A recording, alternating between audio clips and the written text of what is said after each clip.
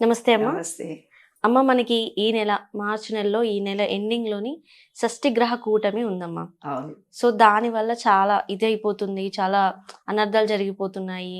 చాలా బాగోదు అన్న నెగెటివ్, పాజిటివ్ అసలు 2 మధ్యలో అటు అవును. ఇటు ఉన్నాయి. అవును. అసలు నిజంగానే ఏమవుతుంది? అండ్ దానికి నివారణ ఏమైనా ఉన్నాయమ్మా? నివారణ మార్గాలు? ఈ విశ్వ నియమాల్లో అన్నీ ఉన్నాయి నాన్న. హ్మ్. విశ్వ నియమాలంటే పంచభూతాలని, శరీరంలో ఉండే పంచభూతాలు, విశ్వంలో ఉండే పంచభూతాలకి హ్మ్.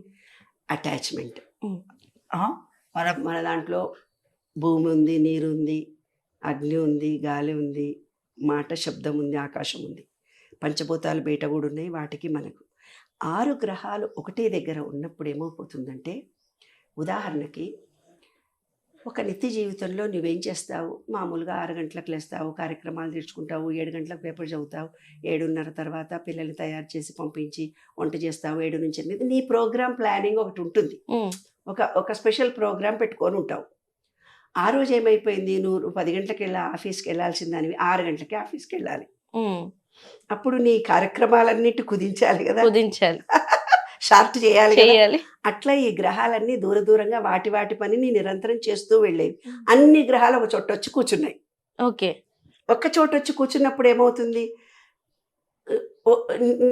ఒకదాని కూర్చోాలి, నీ పక్కన నేను వచ్చి కూర్చున్నా, ఇంకొక ఆమె పక్కన ఇంకొక ఆమె వచ్చి కూర్చుంది, ఒకవేళ ఇరుక్కున్నట్టు అయిపోయాం కదా. అవునవును. నువ్వు చేసే పని నేను చేయనియట్లేదు, నేను చేసే పని నన్ను చేయనివ్వట్లేదు. చేయనియట్లేదు, ఇరుక్కొని పోతున్నావు. హ్మ్. అన్ని పనులు ఒక్కసారి వచ్చేసరికి మీ దగ్గర నువ్వు పని చేయకుండా ఉన్నటువంటి నీ ఎనర్జీ లెవెల్స్ ఒక్కసారిగా ఈ విశ్వం మీద పడుతున్నాయి. ఓకే. ఆ ఎనర్జీ లెవెల్స్ అన్ని, అంటే నువ్వు చీకట్లో ఉన్నావు, హ్మ్. సడన్గా లైట్ వేసారు అంటావు, హ్మ్. చీకట్లో లైట్ వేయగానే. ఆ! అట్లా ఈ విశ్వం మొత్తం మీద ఆ షష్ఠిగ్రహ కూటమి ప్రభావం పడబోతోంది. హ్మ్.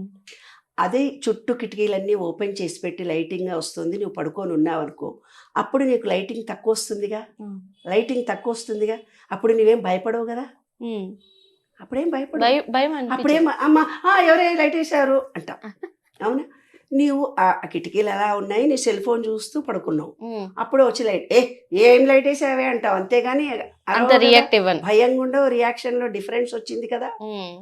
అట్లాగా ఈ షష్ఠిగ్రహ కూటం వచ్చినప్పుడు మన శరీరాన్ని పాజిటివ్ ఎనర్జీతో ఎనర్జిటేట్ చేసుకోవాలి.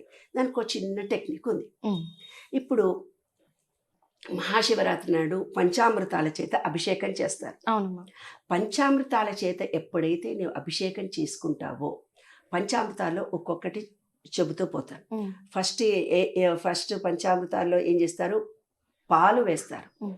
పాలు భూతత్వానికి సంబంధించింది. హ్మ్. ఏమ్మా,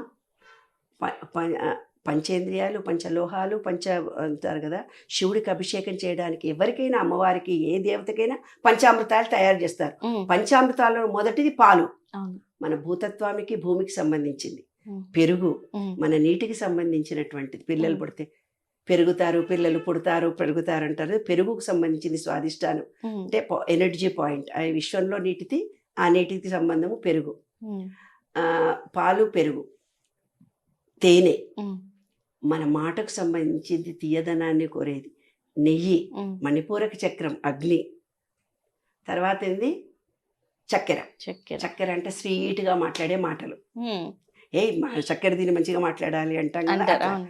పంచలోహాలు, పంచభూతాలు, పంచేంద్రియాలు, పంచామృతాలు, హ్మ్. ఇవన్నీ పంచ అమృతాలు అన్నారు. హ్మ్.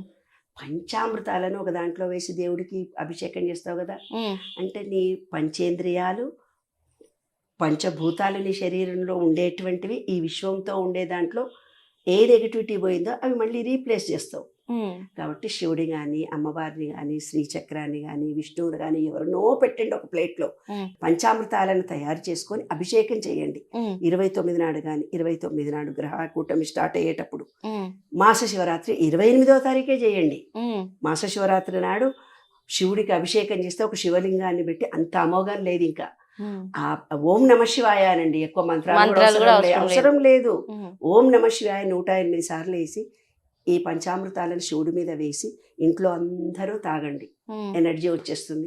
షష్ఠిగ్రహ కూటం లేదు, ఇంకే కూటం లేదు, ఎనర్జీ లెవెల్స్ పెరుగుతాయి మీకు. చాలా చిన్న చిట్కా. కానీ ఇది ఎవరు తెలియకుండా భయపెట్టేస్తున్నారు కదమ్మా. లేదు, ఏం భయపడాల్సిన అవసరం లేదు. ఉమ్, ఈ ఈ ఎలిమెంట్స్ ఏవైతే ఉన్నాయో మన ఎలిమెంట్స్లో ఎనర్జీని ఇస్తాయి. ఏదైతే వీక్ అవుతున్నాయో ఉమ్, వాటన్నిటికీ ఎనర్జీ ఇస్తాయి. వారం చేయండి. ఉమ్. ఏమా నెలకు ఒక్కసారి చేయండి. అంటే ఇవి ఇంట్లోనే చేసుకోవడం.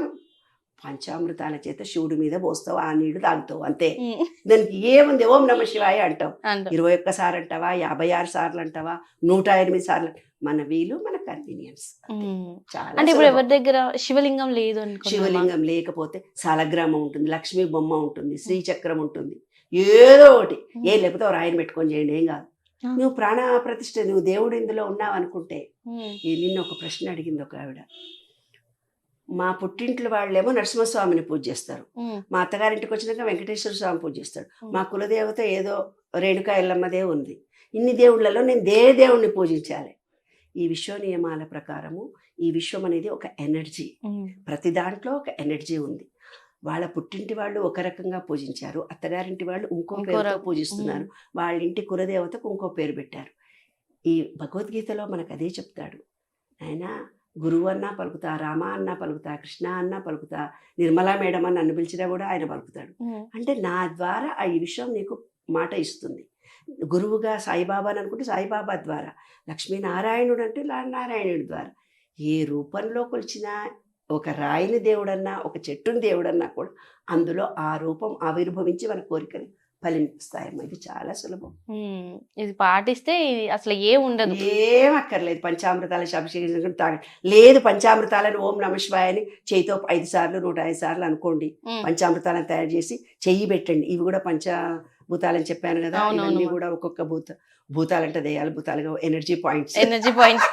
ఆ ఎనర్జీ పాయింట్స్ తో అలా చెయ్యితో కలిపేసి శుభ్రంగా తాగండి, చాలు. చాలా చిన్న టెక్నిక్. అసలు చాలా సూపర్ అమ్మా. నిజంగానే చాలా మంది భయపెట్టేస్తున్నారు, కానీ ఇంత టెక్నిక్ మన ఇంట్లో ఉండి మనం ఎక్కడికి తిరగాల్సిన లేదు.